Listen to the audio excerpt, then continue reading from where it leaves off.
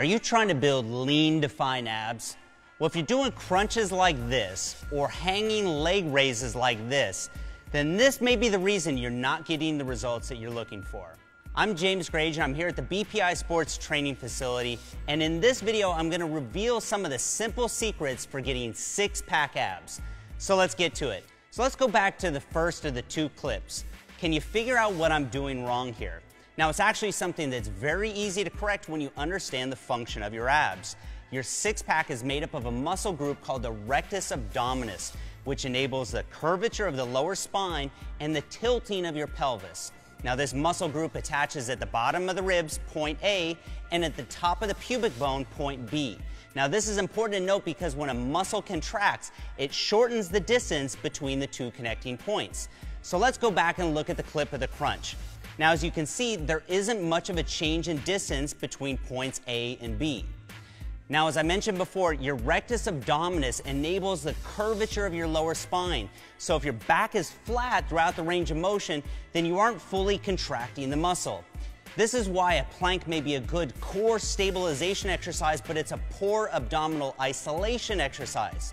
A good comparison would be doing a biceps curl like this, right? You're never going to build great arms that way, and the same holds true for abs. It's no wonder some people think they have to do 1,000 crunches a day to get abs, which isn't true. So, to properly do a crunch, think about bringing your head towards your knees instead of up toward the ceiling. Just make sure you don't pull on your neck or head. Now, as you can see here, this now gets a nice curvature in the lower spine and brings point A and B closer together. You should now feel a greater contraction throughout your entire abdominal region.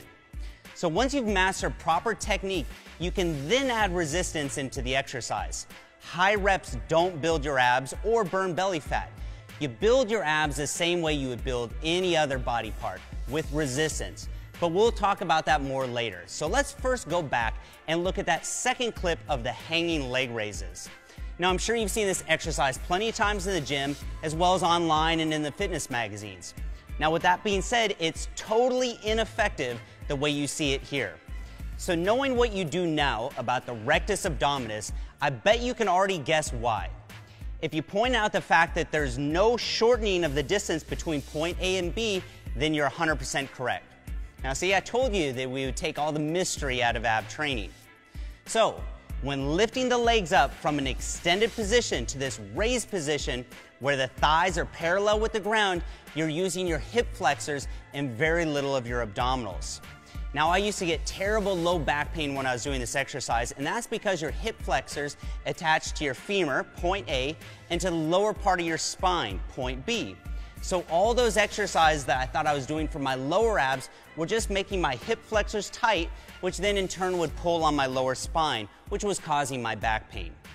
So now, the hanging leg raise is actually a very effective exercise when it's done correctly. So to do it properly, we need to get that pelvis tilted up. And to do this, we're going to eliminate this first part of the range of motion that we see here in the clip. So instead of finishing in this top position, we're going to use that as our starting point. From there, we're going to do a reverse crunch. Now, don't think about bringing your knees straight up toward the ceiling, but instead think about bringing them towards your head, just like we did with the crunch, but in reverse.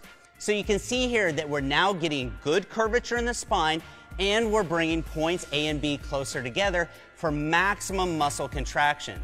Now, make sure you don't use momentum or swing. Start with a slow and controlled movement and then squeeze at the top before coming back to the starting position. Now, that squeeze is the most important part, so don't rush it. So now that you know what the function of your abdominals is, you can apply this exact same discipline to any ab exercise.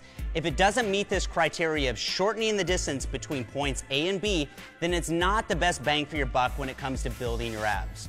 Now, in our next video, linked below, I'll share with you my ab routine that includes my favorite ab exercises that you can do at home, as well as my favorite exercises for the gym. So make sure to subscribe to this channel for more content like this on training, nutrition, supplementation, and gym motivation.